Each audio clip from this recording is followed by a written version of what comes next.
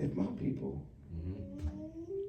who are called by my name, even if they get scattered to the four corners of the earth, if they humble themselves and pray and seek my face and turn from their wicked ways, he said, I'll hear from heaven, I will forgive their sin, and I'll heal their land. He said, oh, but I gotta tell you something else. Okay, what? If my people start acting a fool, they come in here and start funky chicken and stanky leg. No way. They come in here and start dragging all manner of wickedness and evil into this temple.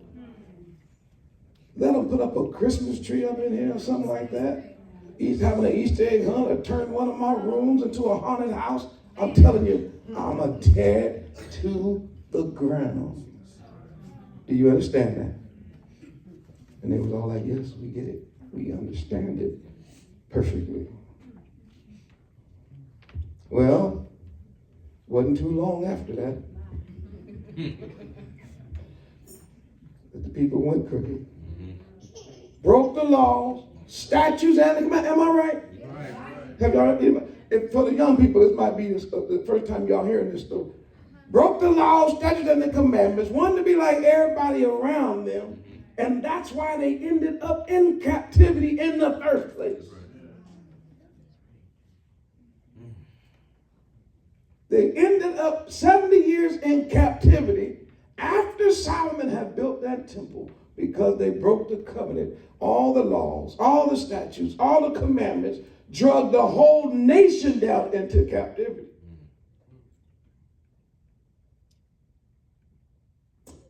And during that captivity, our temple, that beautiful temple, was robbed of all of its gold and its silver, of all of its brass. The altars were torn down, the walls of the temple were burned. The gates were destroyed, just like he said he would. But it's 70 years now, and a new generation has come out. And this new generation, I'm gonna say it, I can't, I don't know how to speak young people talk yet. Y'all gotta teach me. But I saw a shirt that said fresh out of Compton. So I'm gonna put this one for my point number one. Right. They was fresh out of captivity. That's right. Fresh out of Babylon. It was like, okay, we're out of captivity, what do we do? And Ezra said, it all starts with re-establishing our foundation. Huh? Yes, we're going to rebuild this temple because the temple itself is the center of our lives. And since Yah has allowed us to go back into our holy land, we will dare not go back in our holy land without first establishing the center focus of our covenant relationship with him, which is the temple. And the way we're going to start, we're not getting ready to start with chandeliers, silver and gold. No. What we're going to start with is what's called the hard work. We're going to start with the grunt work.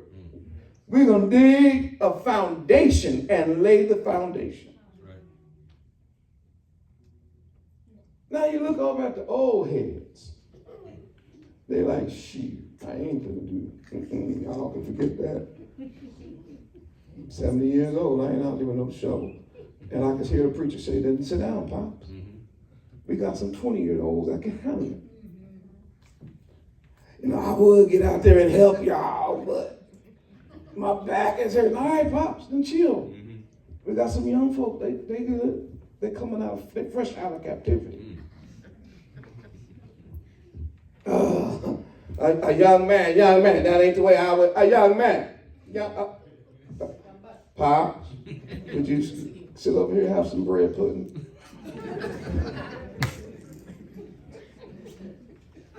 These young people fresh out of captivity. We have the plans. We know how we want to build. Be happy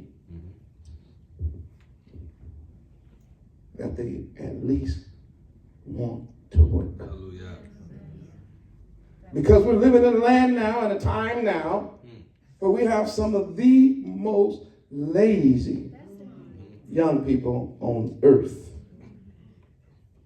Men, young men, weak as water. We're living in a time today where people know more about social media than they do about sowing and reaping seeds and harvest. We live in a time now where the young people think that they should be the ones being served, and the older people are their servants. We live in a time where young folk think they're the parent. So the child is not a parent, and the parent is being treated like the child. I'm talking about today. We're living in a bad time where the young folks say, I'm right and you wrong. And I don't want to hear nothing about what you have to say. That's the times we live in. But in the midst of those times, Yah has chosen a remnant, a small remnant of young folk who are like, you know what? I want to learn the Torah. I want to obey my parents. And Yah, I know that's what's right. I want to work for Yah. I want to dedicate myself to him. We come out of captivity, and I knew it was something wrong with Christmas all my life. Here I am living in an apartment, and you're talking about coming down the chimney, and I'm on the 4th floor. Ain't no chimney in my house. What's going on in here? And you came to church, and the preacher, he didn't know no better.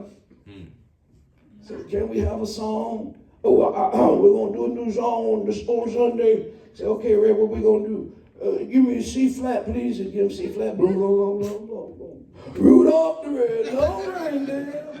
Come on, y'all had a red shiny. We're like, hey, Red, what are you talking about? And they'll shut you up. Boy, hush. You don't know dancer and prancer and bouncers and bitches. So we're like, oh, no, we can't do that.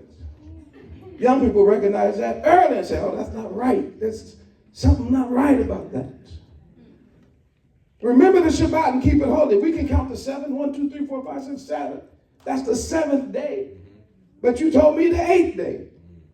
Or you told me day 1. That's really the 8th day. Day 1. You want me to? No, Shabbat 7 is the same word. So the 7th day is the day that we are to set aside for worship. That's right. Where you have 99%. Of the rest of young people could care less, there is a remnant that says, I care. I don't want to be in captivity no more. Right.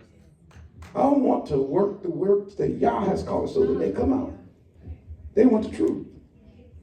And I like this generation for that part. You got to get kudos from me. I like the fact that this generation fact check everything.